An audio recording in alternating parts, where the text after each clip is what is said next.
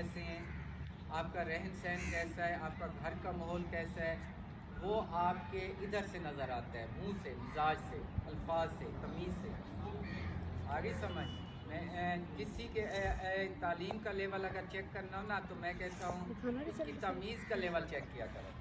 کسی کے خاندان کو چیک کرنا ہو نا اسے کبھی چھیڑ کے چیک کرو. اگر وہ چھیڑنے کے باوجود تمیز سے پیش آتا ہے، تنگ کرنے کے باوجود تمیز سے پیش آتا ہے، تو اس کا مطلب ہے اس کی تربیت اچھی ہے، اس کے والدین اچھے ہیں، اس کی جس وہ معاشرے کے اندر اس کے والدین نے اسے رکھا ہے وہ بہت اچھا ہے.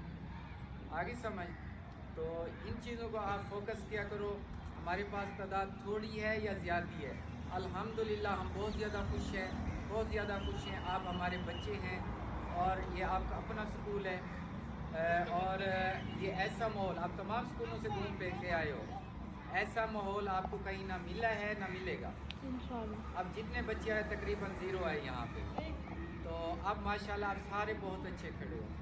تو اللہ پاک آپ سب کو کامیاب کرے. آمین. فیصل بھائی کو بھی کامیاب کرے. اس کا آگے قدم ہے، نیا قدم ہے نئے زندگی کا.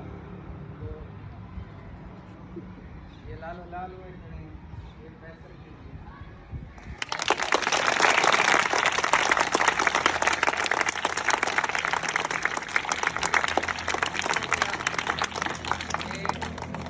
تقریباً سارے بچے اسے جانتے ہیں، اور یہ ہمارے آخری یہی بات ہے کہ اللہ پاک اسے کامیابی دے. آپ سب نے کہنا ہے آمین.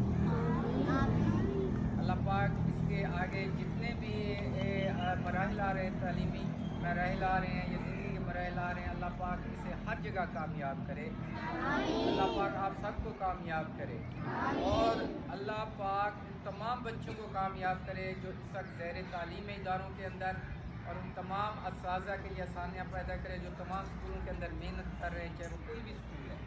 ٹھیک ہے. جب بھی آپ دعا کیا کرو تمام بچوں کے لیے اور تمام اساتذہ کے لیے. ہم صرف آپ کو استاد نہیں ہیں، آپ کے لیے جتنے دوسرے اسکولوں میں بھی پڑھا رہے ہیں، پڑھانے والا ہر استاد ہوتا ہے، اور جتنی زیادہ آپ استاد کی عزت کرو گے اتنا آپ کو آگے نکلنے کے مواقع زیادہ میسر ہوں گے. ٹھیک ہو گیا. آخری بار اس کے لیے تالیاں بجائیں.